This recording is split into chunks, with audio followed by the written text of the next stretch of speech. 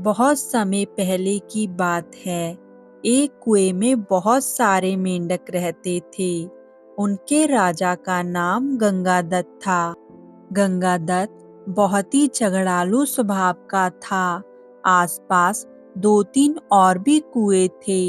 उनमें भी बहुत सारे मेंढक रहते थे। हर कुएं के मेंढकों का अपना राजा था। आसपास के कुओं के राजा से गंगाधर का किसी न किसी बात पर झगड़ा चलता ही रहता था। वह अपनी मूर्खता से कोई भी गलत काम करने लगता तो आसपास के बुद्धिमान मेंढक उसे रोकने की कोशिश करते, तो वो मौका मिलते ही अपने पाले गुंडे मेंढकों से उन मेंढकों को पिटवा देता था। कुएं के मेंढकों के भीतर गंगाधर के प्रति अब रोष बढ़ता ही जा रहा था। उसके घर में भी झगड़े चलते ही रहते थे। अपनी हर मुसीबत का दोष वो पड़ोसी मेंढकों को देता था। एक दिन गंगाधर ने पड़ोसी राजा मेंढक से खूब झगड़ा किया। खूब तू मैं हुई। गंगाधर ने अपने कुएं में आकर बताया कि उसका पड़ोसी राजा के साथ झगड़ा हुआ है और कहने लगा कि पड़ोसी राजा ने उसका बहुत अपमान किया है। अपमान का बदला लेने के लिए उसने अपने मेंढकों को आदेश दिया कि पड़ोसी कुएं पर हमला करो। सब जानते थे कि गंगादत्त बहुत झगड़ालू है और उसने ही पहले ये झगड़ा चालू किया होगा। कुछ सियाने मेंढकों तथा बुद्धिमान मेंढकों ने एकजुट होकर कहा, राजन, पड़ोसी कुएं में हमसे दुगने मेंढक हैं और वह बहुत ही स्वस्थ हैं, हमसे अधिक ताकतवर हैं। हम ये लड़ाई नहीं लड़ेंगे। गंगादत्त अपने मेंढकों की ये बात सुनकर सन्न रह गया और बुरी तरह तिलमिला उठा। मन ही मन अब गंगादत्त ने ये बात ठान ली कि अब इन गद्दारों को भी सबक सिखाया जाए। गंगादत्त ने अब अपने दोनों बेटों को बुलाया और उनसे कहने लगा, बेटो, पड़ोसी राजा ने तुम्हारे पिताश्री का बहुत अपमान किया है।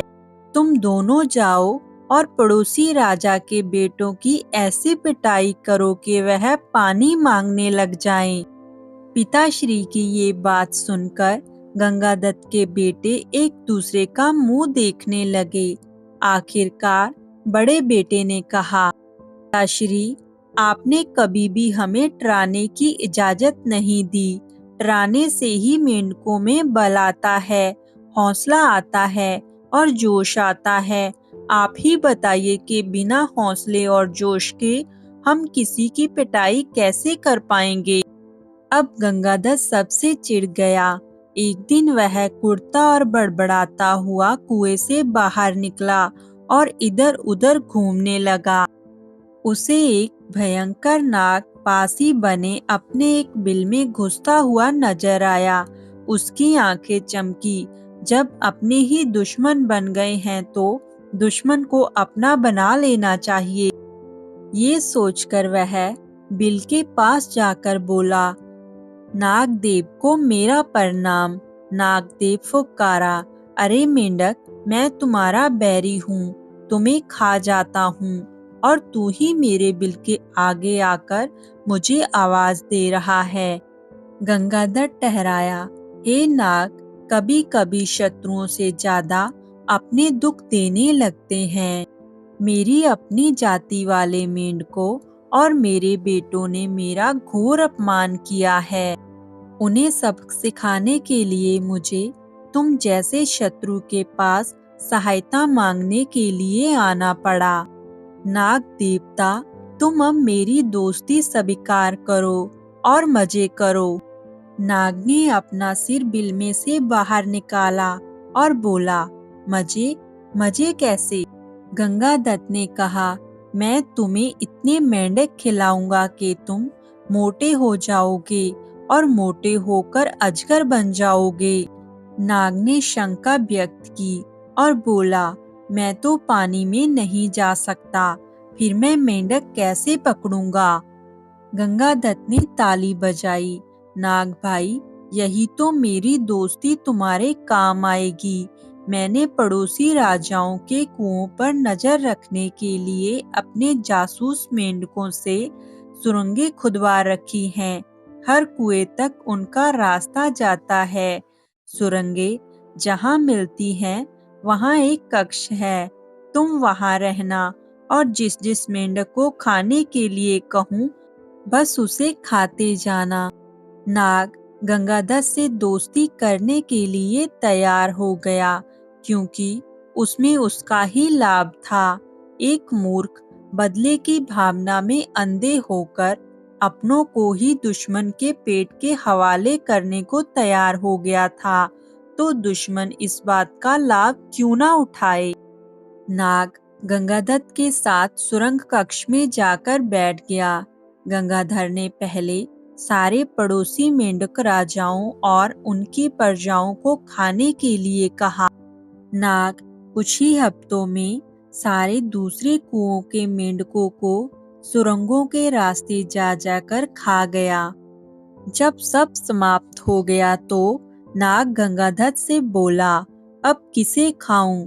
जल्दी बताओ, क्योंकि 24 घंटे पेट फुल रखने की आदत पड़ गई है। गंगादत्त ने कहा, अब मेरे कुएं के सभी सियाने और बुद्धिमान मेंढकों को खा जाओ। वह सभी सियाने मेंढक खाए जा चुके थे, तो अब प्रजा की बारी आई। गंगादत्त ने सोचा, प्रजा की ऐसी की तैसी हर समय कुछ न कुछ शिकायत करती रहती है।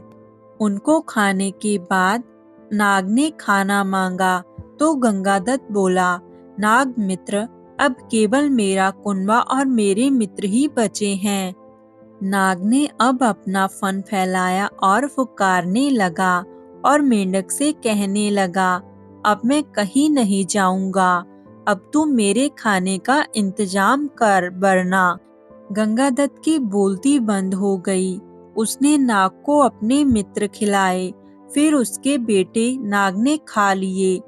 जब नाग ने उसके बेटे खाए, पहले तो वो बहुत दुखी हुआ और फिर बाद में कहने लगा, चलो मैं और मेंढकी तो जिंदा हैं, तो और बेटे पैदा कर लेंगे।